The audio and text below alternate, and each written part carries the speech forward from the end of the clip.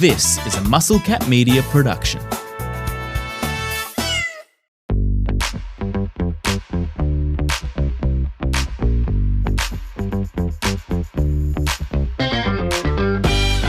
Pool play is done and dusted, and the Super Round is right around the corner at the 2025 Under-18 World Cup presented by Raxus, and we are here to talk about it. Hello, wherever you're listening around the world. My name's Eric Ballner. I'm joined, as always, by Andrew Reynolds. We are the baseball expats, but Andrew Reynolds is also calling all the games right now over in Okinawa, Japan.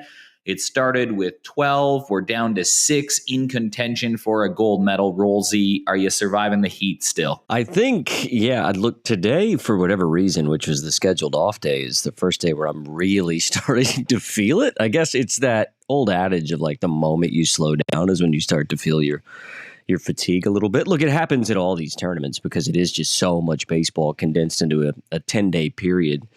But I think coupled with just the sheer heat and humidity that we've had in Okinawa, we've been lucky, all things considered, to not have as much rain as what we could have had. But yeah, the off day has come at a good time for me. And if I'm feeling this way, I can only imagine that the players and coaching staff and support staff are probably glad as well. Well, all teams will still play 3 more games. And then if you're lucky, you get to play a 4th. 6 teams are allocated to the placement round. And those games are important because they're still world ranking points.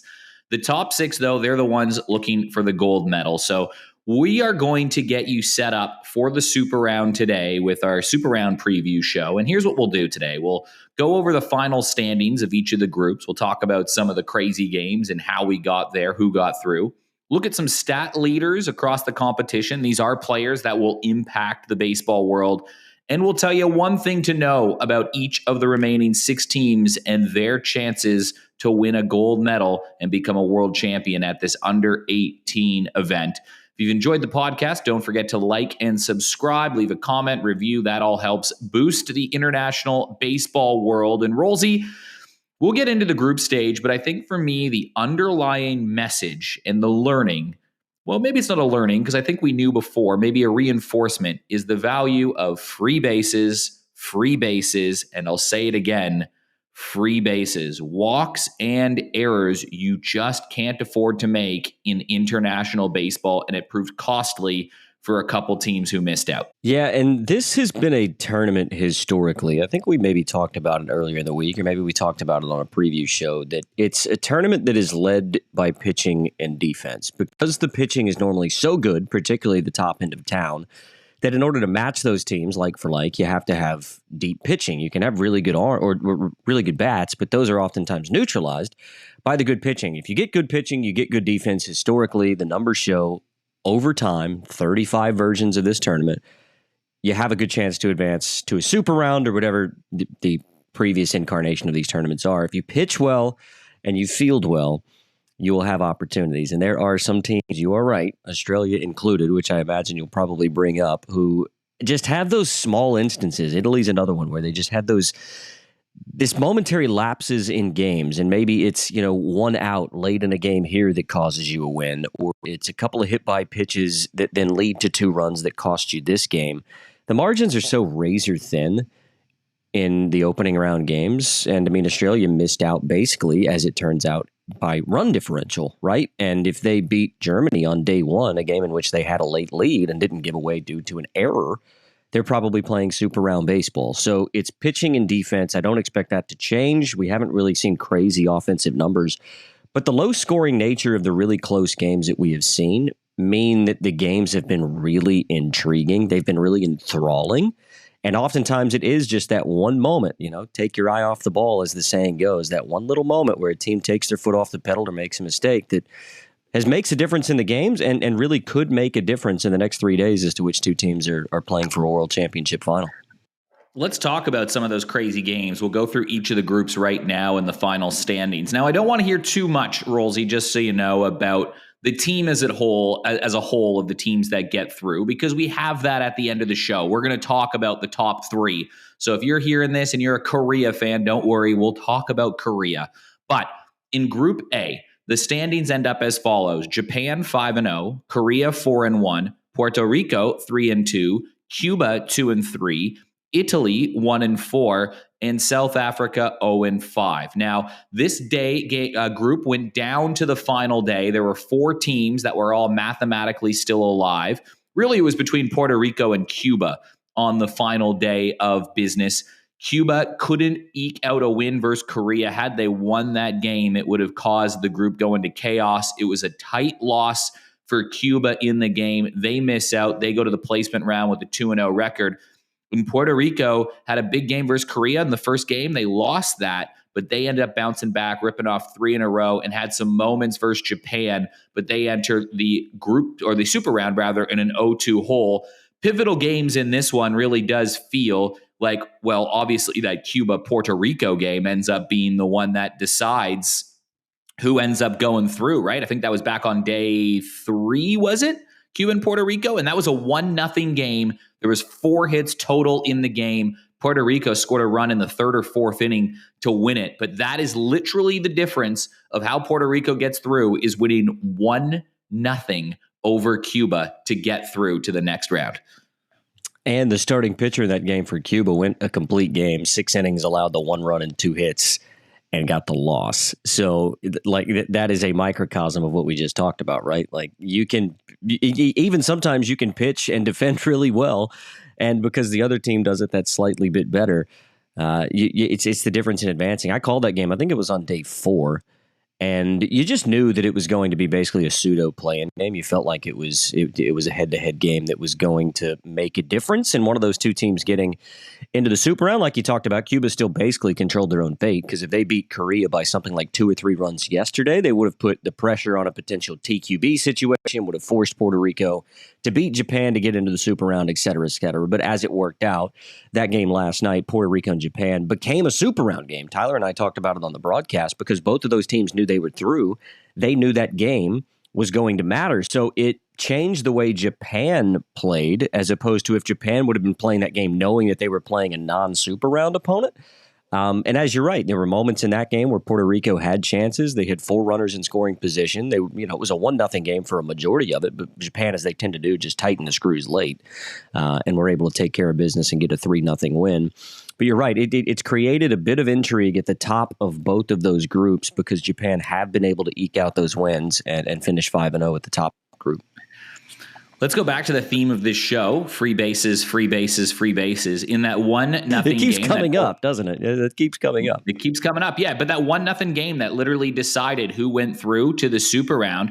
The bottom of the 4th inning is when it was scored. Here is how Puerto Rico generated that 1 winning run: leadoff walk, then there was a strikeout, and then a guy reached on a fielder's choice. So it was runner on second with 2 outs, right? That's it. They were 1 out away from getting out of the winner.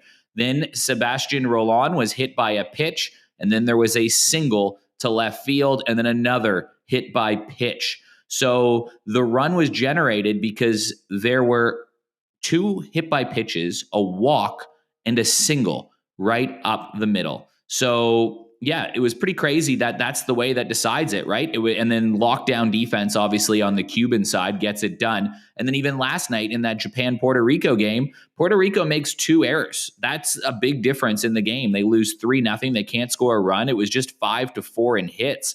But really, I mean, that's kind of what it comes down to. And only 2 of the 3 runs were earned runs. So again, the team that takes care of the baseball is the moral of the story from Pool A.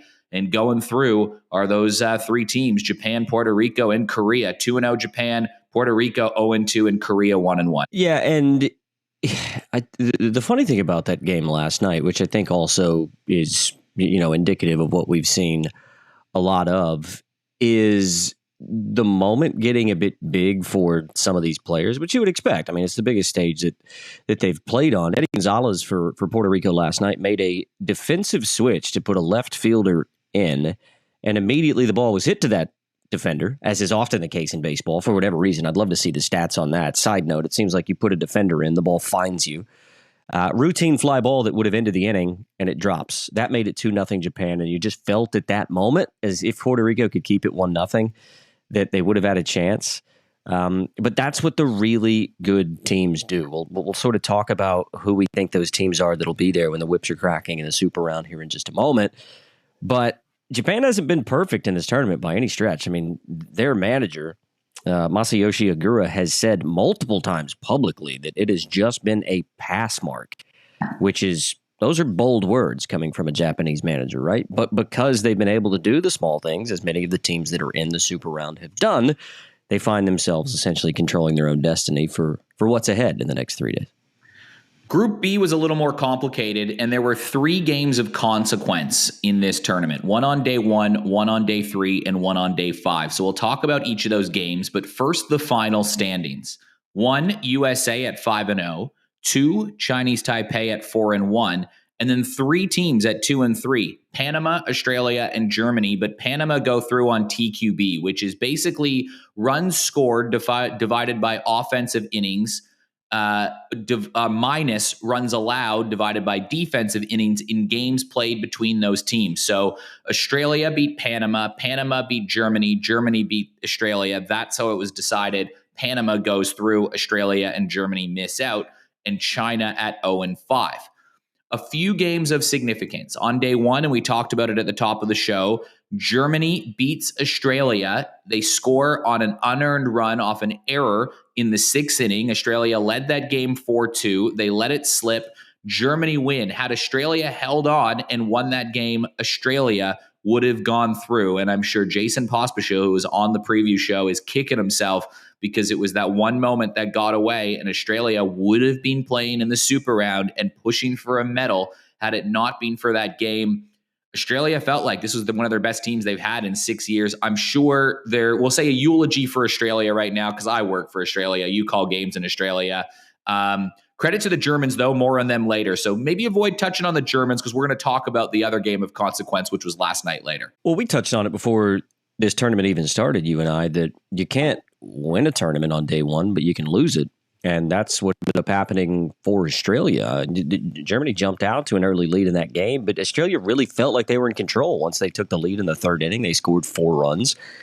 And you just kind of felt like, all right, it took them a few innings to get going.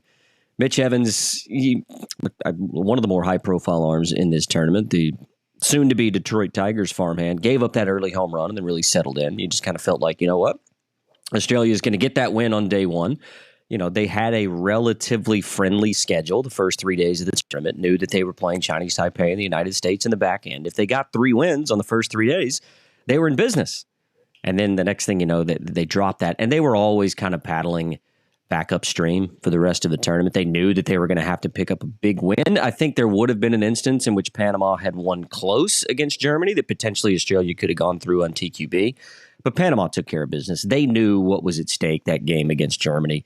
They were 0-3, but they went to bed that night, I think, knowing Carlos Maldonado would have drilled that into them and say, let's just go score a bunch of runs, then let's beat China, and then let's just hope results fall our way. And that's what ended up happening. But those 3 teams, it was really interesting the final 3 days of the tournament or so, because you had these teams that had a couple of wins in Australia and Germany. You just always kind of felt like Panama was there. They were waiting in the wings. The schedule was friendly for them at the back end of the opening round, and that's what ended up coming to fruition because of, like you say, that result that happened not only in the first game, but in the first inning. Australia started in the first inning, the top of the first inning of game number 1 when that home run was hit.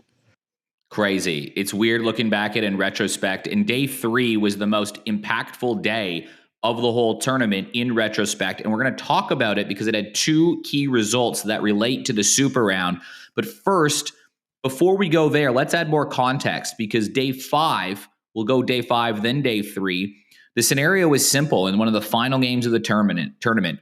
Germany need to win. It's as simple as that. Germany win, they go through. Germany lose, they're out. They're playing Chinese Taipei. Germany held 3 different leads in the game and had the winning run in scoring position in the 7th inning of the last game, and they lose 8-4 in extra innings. Germany had opportunity after opportunity after opportunity after opportunity, and then they had another opportunity, and they just couldn't find that nail in the coffin, and it kind of shows where Germany's at.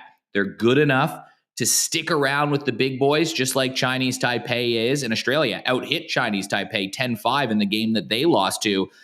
So they're kind of in a similar stratosphere, I suppose, but they just couldn't find that big moment that the USAs, the Japans, and the Koreas always seem to find in these tournaments. But man, inspiring run from Germany. Like, they would be so proud of their effort last night once that disappointment starts to fade away of knowing they had an opportunity to go to the super round. I think Germany were legitimately one above average arm away from being a medal contender in this tournament, because it became obvious about day 3 that they were running out of pitching. And because they were able to kind of recycle their pitching staff for the last day, you felt like, okay, well, they're in this spot against Chinese Taipei. They're going to give themselves a chance. And they did. Like you said, they very well could have won that game. Ultimately, things just unraveled in extra innings with, the automatic base runners, and, they threw the ball around the infield a little bit. But if they had that extra above average arm, they probably win that game relatively comfortably against Chinese Taipei, because Chinese Taipei's offense has been sputtering. I mean, it was largely walks, hit by pitches, errors that led to Chinese Taipei's runs yesterday. So it's crazy to think that a nation like Germany, and we talked about Jorge Bull a couple of days ago, he started that Deutsche Baseball Academy with really the intent of saying, we want to be the premier baseball playing nation in Europe. It's hard to argue after what they've done here in this U-18 that Deutsche Baseball Academy is not flying, right? Because what they've been able to do, the heads they've been able to turn, I think a lot of people just coming into this tournament said, well, Germany, they may get a win or two. We sort of put them on equal pegging with South Africa. Maybe even people put China above where they thought Germany would finish in this tournament. So that team does deserve a lot of credit, but it is crazy to think, not only was it moments in games, I think, that kept them out of a potential super round. And if they had won that game yesterday, there's a potential that they would have been the 2 seed. Not only would they have been in the super round, they would have been the 2 seed out of that pool, which is crazy to think about. And I do think if they just had one more arm, and maybe they do 2 years from now, maybe they have that extra arm that gets them over that hump. But for mine, that's probably the one thing that let them down, and the reason why they're playing placement round baseball the next 3 days. Instead, they go to the placement round. They get to play a very young Italian side and kind of a rematch of that European championship at the U-18. So I'm sure that'll be one that both Italy and Germany will be fired up for. There will be some entertaining matchups. Australia, Cuba, that's a great rivalry in international baseball. Italy and Germany will be great. So I'm really keen to watch some of these games. There's still top 12 teams in the under-18 world going against each other, and there's world ranking points on the line. Now, Panama won the TQB because they smashed Germany like 14-0 in that game, and that ends up being the difference in the tiebreaker. That's why Panama go through. Now, Chinese Taipei have been living on the edge, man. Last night, they had so many chances to lose that game. Germany almost beat them. They found a way to win. They beat Australia 10-2, but it was a deceiving score line because they got out hit 10-5, and walks and errors completely deflated Australia early in that. But Australia actually, if you watch the game, other than the mistakes, were right there with them. It's weird to say when you look at a 10-2 score line. But the night before, Panama and Chinese Taipei. Now, if Chinese Taipei had lost this game, then maybe their complexion of their tournament is totally different too. This ends up being a game between 2 super round teams, so their records carry over to the super round, and because of it, Chinese Taipei are 1-1 and Panama are 0-2, and not the other way around. And it was one of the craziest finishes I have ever seen, ever. It ends up being a 2-1 score line on a walk-off win for Chinese Taipei. Rolsey, what on earth? Can you describe to the listeners that missed it maybe how we got to this 2-1 score line and the drama at the end of the game? Well, Chinese Taipei scored late to take a 1-0 lead, and it did just sort of feel like we were watching this game back at the hotel, and it did just kind of feel like, okay, they've gotten their run. Now they'll put the clamps down. They'll put an arm out that'll be able to get through it. And I believe Panama put the base runner on via the walk in that inning, and you felt like, okay, if they can get one base hit here, we'll see. And then Panama do that in, I believe it was the 6th inning, tie the game, or top of the 7th inning, tie the game after Chinese Taipei had taken the lead in the 6th. Tyler Mon was calling the broadcast, and it was funny because, like, in the 5th inning, he was like, are we just going to do this all night? And this was nothing, right? Because nothing happened in that game through 5 innings. Chinese Taipei took a lead. Panama was down to, I believe, their final out and their final strike in that top of the 7th inning. Got a base hit, scored a run, tied it at 1 apiece, and it was like, all right, let's go. So bottom of the 7th inning, Chinese Taipei get a base runner, I believe, on a walk. And then the play that you're talking about was it was nothing short of incredible because it was a line drive down the right field line. The right fielder grabs it, initially thought maybe he had caught it. Turns out that he trapped the baseball, but he was going to try to convince the first base umpire that he had made the catch. What he forgot about is that there were 2 outs. So the runner was off from first base as soon as the ball was hit. And what that meant was by the time he got up, showed the umpire the baseball, he realized, oh no, the runner's rounding third. So what he had to do was quickly go, well, maybe we'll worry about this later. I've got to try and get the out at home plate. Throws home, bang, bang. It was an incredible slide from the Chinese Taipei player to slide underneath the tag. That was bang, bang, and eventually got reviewed as well. But it was one of the wildest things because there was this air of excitement, and then it was like, well, we know we're going to have a challenge, but what are we challenging? Because there was a potential catch. Was it fair? Was it foul? Was he out? Was he safe at home? So it was just like all of this chaos amid the walk-off and then the waiting to figure out if the calls on field were going to stand, and eventually they did. But you're right. When you look back at that finish, it's one of the more wilder ones for a lot of reasons because just so many different things happened on the same play that eventuated in a Chinese Taipei walk-off win to exemplify exactly what you're saying. They have been balancing on a high wire the entire tournament, but here they are still essentially in control of their own destiny for playing for a medal. And if that doesn't happen, Chinese Taipei are 0-2 in the Super Round, and in all likelihood, probably not in contention to win a gold medal. And now they can win 3 games in this Super Round and maybe even 2 if the chips fall their way. We'll talk about that at the back end of the show, but they could still win a gold medal, and it could be because of that play that happened in the group stage. So it was really exciting. I enjoyed watching it, and now I'm watching and looking forward to watching the cream, which is rised to the top, go against each other in the Super Round. Now, before we get to the Super Round, Rolsey, let's take a look at some of the stat leaders. And we could give some eye test leaders too. I'll throw that to you at the end, but we'll start with the hitters. Hit leaders right now, there's 2 men on 8. Aiden Ruiz from the USA and William Ayarza from Panama on 8. A couple other players at 7. Grady Emerson, very impressive. And from China, Yitong Li at 6. If you take a look at batting average, I've filtered out the guys that have played 3 games or less. I think for average, you need to play in 4 or more games for us to really look at it kind of seriously and be in the same as the others. So Jiho Park, he's been impressive every game, man. I've from what I've seen from Korea, he's 5 for 9. He's got 5 walks. He's hitting .556, which leads the tournament. OPS of 1334. And Kazuki Takahata on Japan, he's played 4 games. He is 6 for 11 with a .545 average. Doesn't have any walks, though. So Jiho Park has been super, super impressive, as is Grady Emerson, who is 7 for 14 in the tournament. Matt Traynor, also, man, from Australia, 6 for 12 with 6 walks. That OBP of 632 is right near the top among qualified players. But if you're looking at that, again, Jiho Park at 667, Ayomi Okabe from Japan at 684, and Hyungsung Ha at 667. We'll talk about this Korean team. It was going to be my point about them, and I'll still make it, but they just seem to get on base.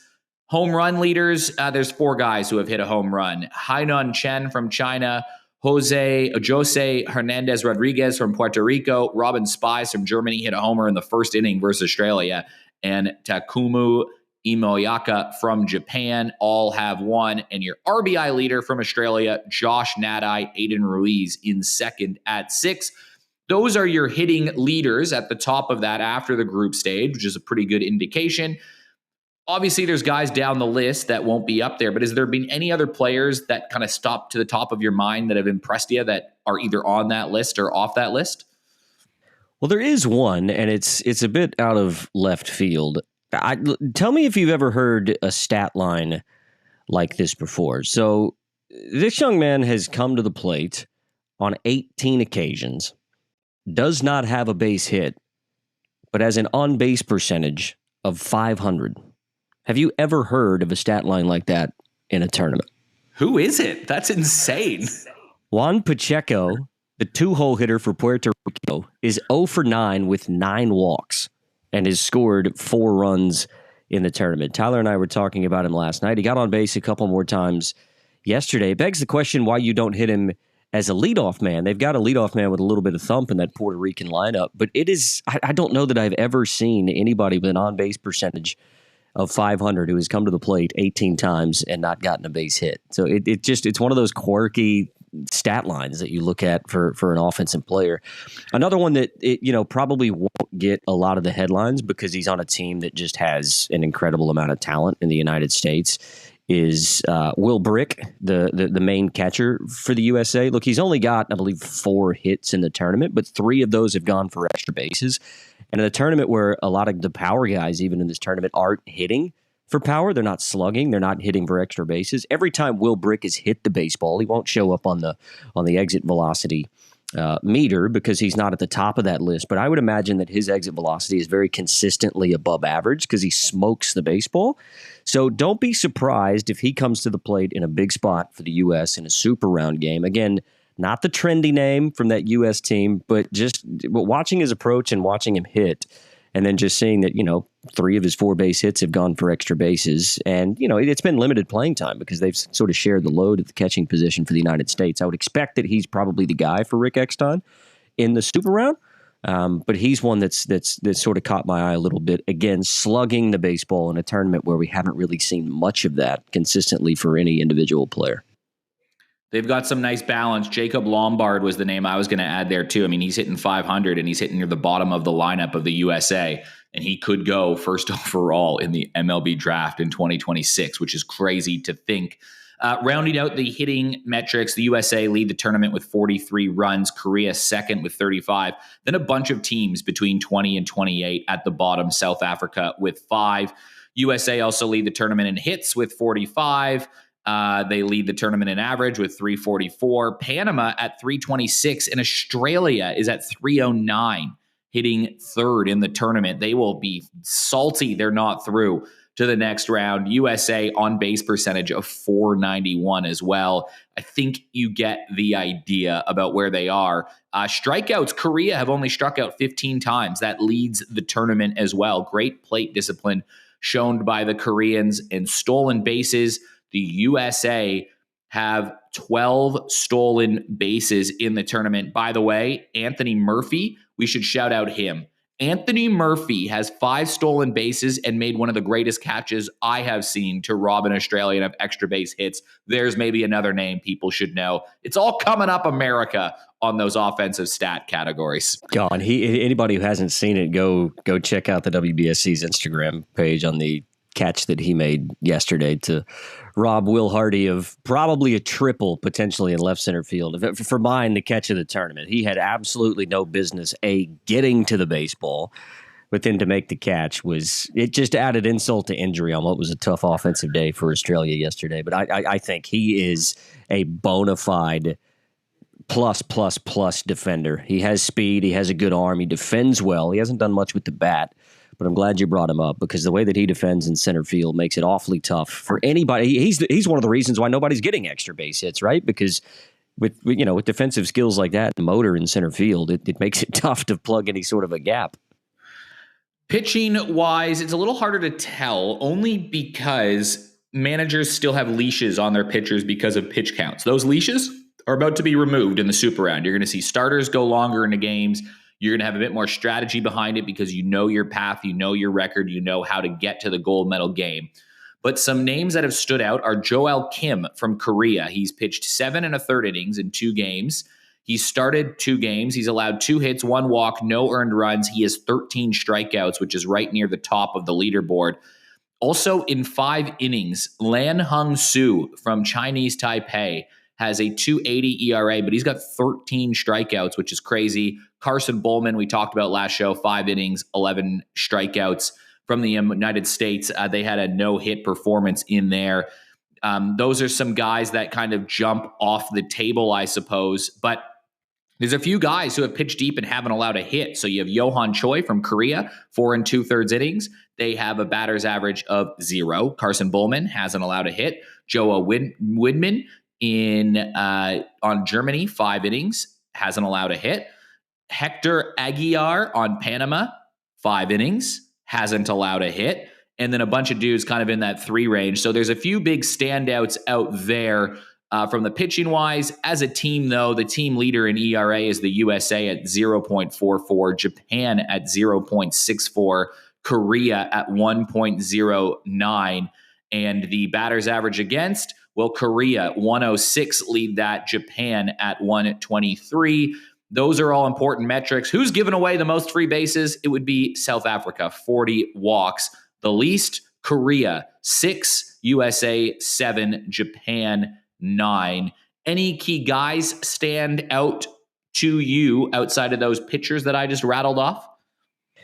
Yeah, well, here's a stat that will back up what we've been speaking about. So of the 6 teams that have made it to the Super Round, 5 of those have a team ERA of 165 or less.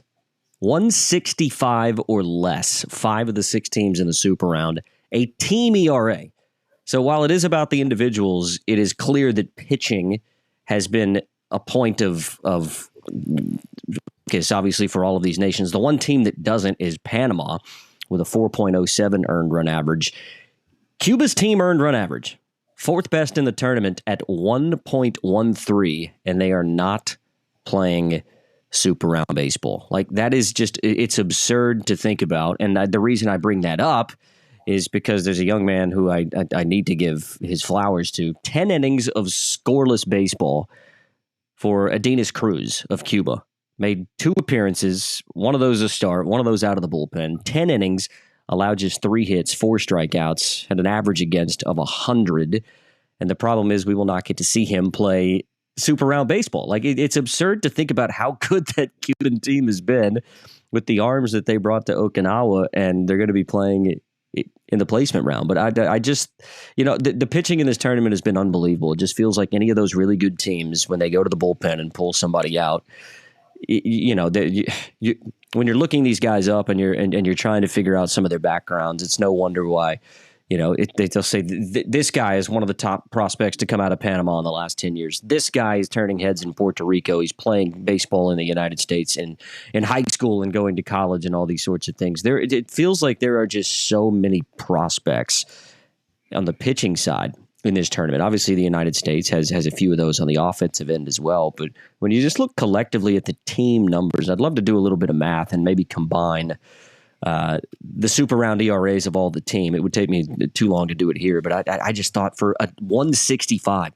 in what planet, on what tournament ever would 5 of the 6 teams advancing to essentially a semifinal round have team ERAs of 165 or under? It's madness. It's crazy.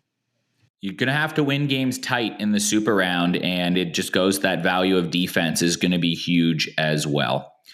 Okay, let's talk about the Super Round, and how we'll do this is as follows. There's 6 teams going through. We're not going to spend too long on each of the teams, but we're going to spend a moment on each of the teams and tell you what they need to do to win and what their strength of their team is, why they could potentially come away with a gold medal at the end of this. And we'll do it in kind of the order of the games tomorrow, because the way the schedule works out, 3 plays 3, 2 plays 2, 1 plays 1 across the group. So, for example, it is 0-2 Panama playing 0-2 Puerto Rico tomorrow. Korea and Chinese Taipei play each other. They're 1-1 in Japan and the USA. So we'll start and work our bottom of the way up. Puerto Rico play Panama tomorrow. And needless to say, both of these teams need to run the table. They need to win all 3 games and get some help. That is the only path for these teams. They need to win all of these 3 games. So a gold medal hope ends tomorrow for one of these teams. That's just what's going to happen. Panama and Puerto Rico. Rolsey, what is one thing you like about this Panamanian side, given that you just finished talking about them and that they might have a chance to get their way through? Well, I think they're a team with a little bit of momentum, because going to 0-3 and making the Super Round eventually is not an easy feat, regardless of who you play. But they won 2 games convincingly after going 0-3 because they still had that belief. And Look, I think Carlos Maldonado will probably be sitting in there saying, look, nobody gives us a chance to medal. Like his speech after night 3 must have been up, up, up, up, up, because the way that they came out against Germany on day 4 was exceptional. So I can only imagine that he is a chief motivator at this point as much as he is a manager to say, look, nobody gives us a chance. We've got a winnable game on the first day of the Super Round. You win that. Who knows what can happen, right? And for a team that basically was down and out 2 days ago, to be a win away from being in medal contention, I think it's all about belief for Panama. We know they can win close. We know that they're pitching well. Offense has been a bit of a struggle for them, but as long as they defend and get a good start, I'm unsure who's going to start for them tomorrow. They've probably got 2 or 3 different options because they've got a lot of guys that are available that could pitch that first game of the Super Round. But for them, the big word for me is belief, because why wouldn't you? They were down and out 2 days ago. They've won 2 straight, and a win tomorrow basically puts them in medal contention straight off the bat. Panama's offense was a struggle for them in the first couple games of the tournament, but they turned the tide. They actually are second in the tournament now in batting average. I know a lot of that was inflated because of their game versus Germany, but they're hitting 326, and Puerto Rico's hitting 167 as a team. So Panama were getting base hits before. They just weren't able to drive them in when it mattered, and now that momentum, like you're saying, is starting to come that way, and that might be a difference. For Puerto Rico, though, it's pitching. I mean, that is the big difference for them, right? Panama have the ERA of 4.09. Puerto Rico have the difference of 165. It's a pretty good pitching number there, and they've got a pretty deep staff that can get the job done. So I kind of like looking at that side of things. Panama defensively, they've been okay at 5 errors, but for me, the strength is Puerto Rico. They seem to roll out a bunch of different guys. They had a bumpy start on day 1. They've been really, really good after that, and they hung around versus Japan. It's can they take care of the baseball, because they're going to have to beat 3 juggernauts, including the United States, to do it. I don't know if either of these teams can, but for me, Puerto Rico pitching is the strength, and for me, Panama hitting is the strength. Let's see what happens when they collide tomorrow. Yeah, look, I think those Panamanian offensive numbers are a little bit inflated, as you spoke about. I think we're probably in store for like a 2-1, 3-2 game. But if that's what we get tomorrow, so be it. And that's a morning game as well, which is awesome. The way the Super Round schedule is worked out, we get that game in the morning, and then we get 2 primetime games for the Super Round. So we don't even have to wait around. We get to wake up, have breakfast, and then get meaningful baseball straight off the bat. Then the 1-1 games. And for me, I am going to tell you, I think the team that will be playing in the gold medal game versus the United States is in this 1-1 group. And I think I think this team is Korea for a whole bunch of reasons. Korea, as a team, have scored the second most runs as a tournament. They're hitting 289, but they're getting on base a lot. They've got a 455 on base percentage. That's second in the tournament. So are they hitting well, and do they have guys in their lineups when we rolled off the stats? Yes, they do. So check number 1. Do they have an offense that can get it done? Yes, I do. How about pitching? I'm so glad you asked me. Well, they've got a 109 ERA. It's third in the tournament. Obviously, Japan have them, but they've been really, really good at taking care of the baseball. 6 walks is the lowest number of walks issued by any team. And on top of that, they are tied for 3rd in strikeouts. So they take care of the baseball. They don't give free bases. They don't allow a lot of runs, and they can strike dudes out when it matters. Now, the big one for me, and again, if the theme of the show is taking care of the baseball, I like a team that doesn't walk a lot of dudes. The team that has made the least amount of errors in this tournament, tied at the top, Korea and Japan with 2. Their fielding percentage is at 985. They've only made 2 errors in the field. They are right there at the top of hitting, right there at the top of pitching, right there at the top of defense, and they've got a lineup that is pretty deep, and they've shown some power. I think they're going to beat Chinese Taipei. We talked a lot about them. We were going through, and Chinese Taipei have been, they found ways to win. You got to give them credit there, but they haven't been overly impressive, if I'm being totally honest. I think Korea have a real shot at getting through to that round. I think they might need to beat the USA to get there. That's the tricky part, because they've lost that head-to-head with Japan. But I really, really like this Korean team, man. From every time I've seen them, they've been just on phase at every part of the baseball game. Yeah, and that's the thing for these 2 1-1 teams. They don't exactly control their own right to play for a medal, but it's close. If they win by enough, they basically can control their own destiny. It's what's so interesting about day one of the Super Round is that you get 1v1, 2v2, 3v3. And because we've got two 2-0s, two 1-1s, and two 0-2s, everybody kind of knows where they stand. It's a must-win for the O's and 2s, the 0-2s to play for a medal. It's the must-win for the 1-1s to play for gold. And if either of the 2-0 teams lose tomorrow, who we'll talk about later, they still control their own destiny because they have the head-to-head against everybody else, right? So it creates a lot of interest. For me, I think this game could go one of two ways with Chinese Taipei and Korea. If Korea win, they could win it big because of their offense. Chinese Taipei know that if they're going to win this game, they're going to have to win it small. It's going to have to be a 2-1 win. It's going to have to be a 3-2 grinded out type of a victory. Chinese Taipei is going to have to find a way to score runs against what has been an excellent Korean pitching staff. We know that. Chinese Taipei pitching staff has been good as well. But where the intriguing matchup for me is, Chinese Taipei have quietly racked up 57 strikeouts collectively as a group. That's the most of anyone in this tournament. So despite the fact that we really feel like they've eked out wins and struggled, this team has a high strikeout rate as a pitching staff against a team that doesn't strike out. So is the game plan for Korea to just say, let's put the ball in play? Let's force Chinese Taipei to get us out defensively? And, as long as we think we continue to put the ball in play, we're going to get opportunities.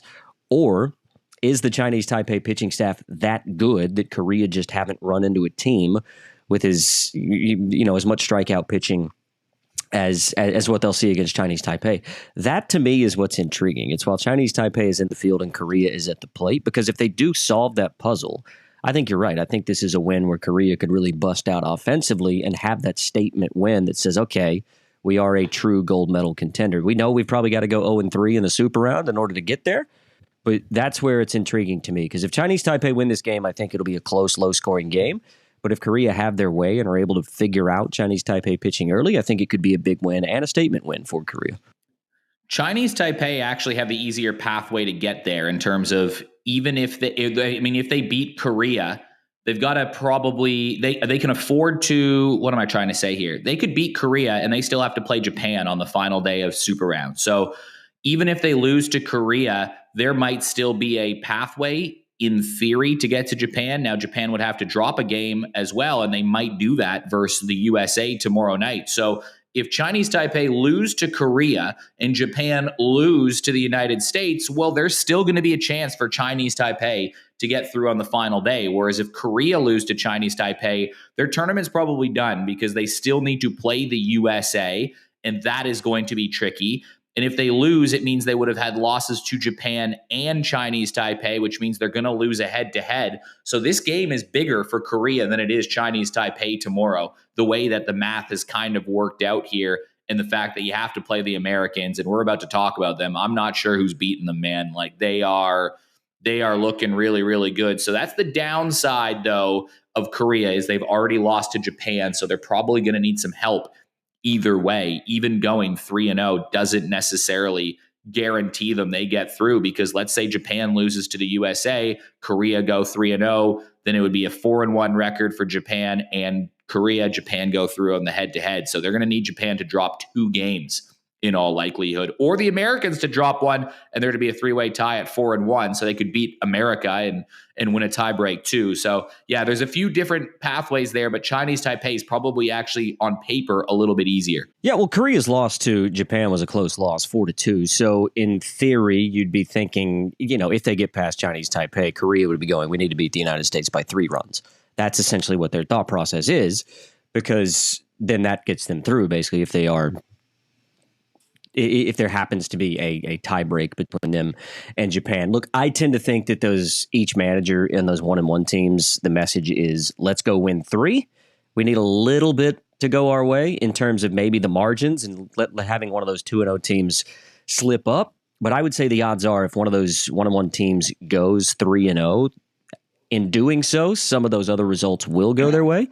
So the chips will fall where they are, but basically you lose one of those games. Unlike the teams that are 2-0, they've given themselves the ability to lose a game, particularly against the other 2-0 team. 1-1, you definitely can't lose to the other 1-1 team, because not only are you a game back of them, but you lose the tiebreak of that team. So the loser of this game basically is eliminated. The winner, I think, keeps their chance alive to play for a world championship final. And that's why day one of the Super Round is so interesting, right? Because you get these matchups, particularly when they are so segmented. Sometimes we get, 4 1-1 teams, or, there's a situation where you could have all 6 teams being 1-1 in the Super Round. But when we get them segmented like they are in this tournament, 2 2-0s, 2 1-1s, 2 0-2s, the path becomes very clear. And what each team needs to do to get to their desired result it's obvious from day one. Japan and the USA will play tomorrow in the battle of 2 2-0 teams. And in all likelihood, to be totally honest, it's probably a preview of the gold medal game. And when you take a look at the metrics behind them, the USA an 0.44 ERA, that's first. Japan in second at 0.64. In terms of strikeouts, they both struck out 46 batters. That is second and third, or second in the competition tied. The walks that these teams have issued, 7 for the USA, 9 for Japan. So pitching very even. When you're talking 0.44 ERA and an 0.66 ERA and they allow less than 1 run per game, you're saying they don't score much. Like, it's pretty much the same at that point. Fielding the ball, Japan 2 errors, tied with Korea, lead the tournament at 9.85. USA have made 4 errors at 9.75. The difference in these teams is hitting. USA, they have out-hit opponents 340. They've got 344 average. They've outscored opponents 43-4 in the tournament so far, which is outrageous. Japan, middle of the pack. They got a 282 average. Their on-base percentage does sit at 418, which sits 4th in the tournament. But that's really the difference, is the USA just have a bit more power and a bit more speed, but Japan are quite plucky, but the USA have been dominating. There is no other way to put it. No one's come within 9 runs of the 8 runs within the USA. That's their closest margin of victory so far. In Japan, they've had to win some hard games. So I'm just wondering, what are the USA going to be like under pressure? They haven't been under pressure yet this tournament. That is when, these are 16 and 17-year-old kids, that is when we'll find out who this USA team is, because Japan has been under pressure and they've found ways to win. So if you're the coach of Japan, you have to feel good about that, right? Like, you know that your team can win in pressure situations against some very good Super Round teams. You saw it yesterday versus Puerto Rico. What do these USA kids, they are 17 years old, do when things get really, really hard? That's probably the advantage Japan has. But the USA, man, can USA be beaten? That is the question. Well, there's 2 schools of thought here, and you sort of touched on them. Does the buzzsaw that is the United States continue to run? And I think we haven't seen anything to this point that suggests that they're going to slow up. Even when they're not getting, an incredible amount of hits, they're getting the timely hit. Like, the United States, in a lot of ways, is doing what Japan has done to the U.S. over the years. Is even when everything's not working, they've had some of these games where the hit totals aren't astronomical, but they're getting the timely hit. They're driving in runs and they're running up the score. The other side of that coin is Japan has not played their best baseball by far yet in this tournament. They are 5-0 undefeated, and we have at no point see Japan firing on all cylinders. Now, is this just as good as this Japan gets? Are they going to be inconsistent? Are they going to be scrappy? Is that what this team is? Or does this team have another gear that we haven't seen yet? Because I think we're going to need to see that gear if the United States don't just fall on their faces in this first game of the Super Round and let the moment get too much of them. I don't think the Japan that we've seen, which again, this is insane to say because they're 5-0, they haven't dropped a game. I think if we continue to see the type of Japan team that we've said that is just that scrappy type and tries to nickel and dime a team, take the extra base here and there, I don't think they'll be able to do that and beat the United States. I think they're going to have to go up that level. And based on everything that their manager is saying, they have that level. It's there. He feels like they haven't reached what their potential is. I think the United States has. If the United States has another level, then I don't think there's an under-18 team on the planet or in the history of the planet that's going to beat this team because they haven't shown a hiccup or a weakness in their game at all. So for mine can the United States sustain what they have done, and does Japan have that extra little level to go to? But the other thing that's so intriguing about these 1v1 games when the 2 teams are 2-0 is, again, if you lose this game and you win your next 2, you will be playing for a world championship final. So who do you pitch? How much do you show?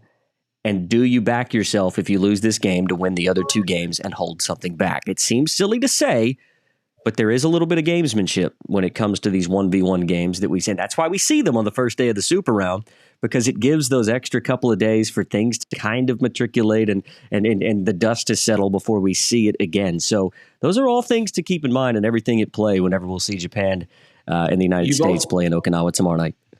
You've also earned the right to make a mistake and to lose this game, because you've played so well in the group stage. So you've earned that right. I think you have to go at them, right? You have to go at them, because if you win this game, your path becomes so much easier. And I would rather take my foot off the gas in game 2 and 3 with a 3-0 record, knowing that you can rest your top guys and have them ready to go again for the championship game. If you have a clear path, if you can win this game, you are not guaranteed to go to the gold medal, but you are in a unbelievable position, and you're probably 1 win away, right? I would rather be 1 win away than 2 wins away and maybe needing some help. You win this, you're 1 win away, and that is why you have to go at this game for mine. Yeah, and look, I don't think either of us are suggesting that one team throws this game. That's not what we're saying at all. No. But do you throw your ace? Well, that's exactly right, because you have to take into account that you're only going to have 2 days rest before a World Championship final. So if you throw your guy tomorrow, your guy's done for the rest of the tournament. So if you do make the World Championship final, you have to know who that. This is when you have to start thinking about it. And again, you have the luxury when you're 2-0, because you know you can drop a game to the other 2-0 team and still play for a World Championship final. This is when you have to start doing that arithmetic to go, who is going to be our starter on Championship Sunday? We have to start thinking like that. I mean, tournament managers will tell you they have to take everything one game at a time and this, that, and the other. But in the back of their mind, they're going, who is my guy standing atop the mound right after the national anthems are playing at 6:30 on Sunday night at Okinawa Cellular Stadium? They're already starting to think about that. And if you have that guy in mind, you cannot throw him in game 1 of the Super Round. So that's what makes it so intriguing. But to your point, there's another side of that coin to say, well, I don't get to have that moment of our national anthem being played and then taking the rubber on World Championship Sunday if I don't win the game to start the Super Round, because anything can happen. So those are kind of the two schools of thought. I mean, neither of us are suggesting you throw game 1 or you keep too much under the chest, but there are just those weird tactical decisions that you have to make, because it's not the end all be all. It's a means to an end, right? It's the journey to get to the end by winning that game. So it'll be interesting to see sort of what the two managers do in that game tomorrow night. You are absolutely right, and you do think about it. Do you try to roll the dice now and hope your ace is there and ready to go for the championship? However, I will also use this as an example. Now, the USA might have 3 aces, to be totally honest, so I'm not too sure it matters who they throw out. They can probably pick their guy. There's maybe not a clear-cut number 1. But let's use Carson Bowman as an example, right? Like, he had the no-hitter, the 11 strikeouts in 5 innings. Let's just say the USA have decided he's their guy. If you don't throw him tomorrow and you lose the game, well, then all of a sudden you have to throw him in the next 2 games, because if you lose one of those 2 games, you're not even playing for a gold medal and you're not sitting on Bowman anyway. So I would just throw my ace in the first game and try to win that one and make it as easy as possible to get there. Maybe have him for an inning or 2, depending on game management. He's probably done on the championship Sunday. But I'm of a big believer is you can't win a gold medal if you're not playing in the gold medal game, and you should just attack every game, win every game that's in front of you when you get there. We talk about this in tournaments in Australia all the time. Just win. That's as simple as it is. If you win the game in front of you, you're going to be in good stead at the end of the tournament. So that's the other downside, is if you don't use your ace tomorrow and you lose, you probably need to use your ace on day 2 and 3 of the Super Round, which again isn't necessarily a bad thing, right? It's high risk, high reward. You don't throw Bowman tomorrow, cool. You lost the game, you can throw him and keep him up your sleeve for game 2 and 3 in a game that you have to have. You don't throw him tomorrow and you win, well, you have your guy for the gold medal game. So there's just another way of putting exactly what you're saying. What do you decide to do? I like to attack, though. I like to get quite aggressive, but you're absolutely right. Like, what will the managers decide to do when those starting pitchers are sent out late tonight on a Wednesday? It will tell us everything we need to know about how these teams are approaching the Super Round, and I can't wait to see it. Yeah, and Japan had the same decision to make, and we have seen them a little more keen to go with kind of what you would call a bullpen game. It's not really a bullpen game because a lot of those guys are starting pitchers, but go the unconventional route to say, if I've got 3 guys that I really think I can trust and I can keep them all under 40 pitches, I can keep them all fresh for the next game. So it can be next man up, next game up is another strategy you can take. The United States hasn't really leaned on that. You're right. They've had some really good studs. I mean, CJ Sampson, I don't know if he would be available tomorrow after pitching against China. I don't think he would. I don't think they throw Bullman. They don't have Borthwick available. So it will be interesting to see what they do, because maybe that's the same. Maybe it's the one instance because you feel like you kind of have a free roll of the dice if you're Rick Eckstein to say, well, maybe this is a bullpen-esque game. Maybe we've got 3 guys teed up to go 2+ innings, and Japan could be thinking the same thing. That's what's so interesting, is that until we get there and the first pitch is thrown and things kind of, and also the best laid plans may not work out because the game goes the way that it goes. So we can sit here and speculate till the cows come home as to what's going to happen. But boy, it is so intriguing. It's one that we had circled on our calendars before this tournament even started, and I'm so glad that both teams have lived up to the hype. Both teams are 5-0 because it's going to give us something to really, really look forward to. And we don't have to wait, right? We get to see it on day 1 of the Super Round. So I'm stoked. Path becomes clearer tomorrow. We hope you found this an informative show. We can't wait to watch it all unfold over the next few days. Thank you for all the kind messages of the content the last few days as well and during the tournament.